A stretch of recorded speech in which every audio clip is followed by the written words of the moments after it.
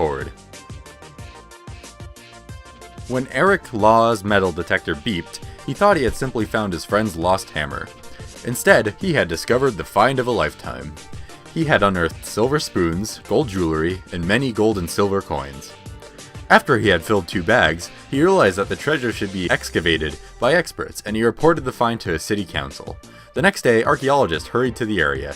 There they discovered 7.7 pounds of gold and 52.4 pounds of silver. There were 14,865 Roman coins and 200 items of silver tableware and gold jewelry. They also found the missing hammer. These coins were used to date the hoard. It was worth 2.59 million and was buried no later than 450 AD. Staffordshire Hoard. In July of 2009, Terry Herbert, a metal detector enthusiast, decided to try his luck in farmland close to his home in Staffordshire. Within days, he had discovered more than 10 pounds of treasure. The hoard consists of approximately 3,500 pieces, comprising up to 5 kilograms of gold and 1.3 kilograms of silver. The gold items are some of the finest examples of Anglo-Saxon art ever seen. Finely wrought golden animals, betrothal rings, and jasper sword hilts. A truly spectacular find. Local museums purchased the treasure for $5.3 million. Silverdale Hoard. After 20 minutes of detecting in a field that Mr. David Whelan had previously searched several times before, without finding anything more significant than a Tudor half-groat, he found a signal. Buried about 16 inches, deposited together and under a lead container, there was a Viking treasure dated around 900 AD. Most of the items were made in France or Germany. They include ornaments, ingots, and jewelry. The vessel in which they were hidden is lined with gold and decorated with vines, leaves, and 6 hunting scenes showing lions, stags, and a horse. The hoard was sold to the Yorkshire Museum, and the Whelans and the landowners were left to split a cool 1.5 million. Roman Coin Hoard. Dave Crisp was hoping, at best, to find a Roman silver coin where he started searching in a farmer's field near Frome, England. After a few hours, he received a signal, and what he discovered exceeded all of his expectations.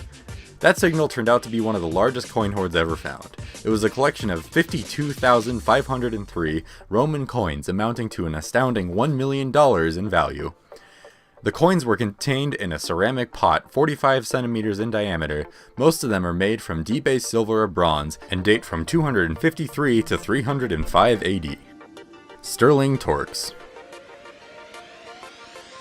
David Booth was looking for a new hobby, so he decided to start using a metal detector to get some fresh air. The first time he used it, he struck gold. He discovered 4 necklaces known as torques, just 6 inches beneath the ground. Historians said that this was one of the most important hoards ever found in Scotland. All of the torques were made between 300 and 100 BC.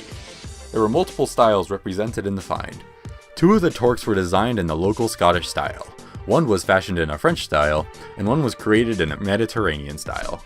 The National Museums of Scotland purchased the neckbands for around $1.5 million. Ringlemere Cup. Cliff Bradshaw, an amateur treasure hunter, decided to research a wheat field in England. He had already discovered several 7th century artifacts there, and he hoped to find more. Bradshaw nearly missed the faint whine of his metal detector. He had to dig 18 inches before he found the treasure. He had discovered an ancient gold cup known as the Ringlemere Cup. It was the second example of its type to come from Britain.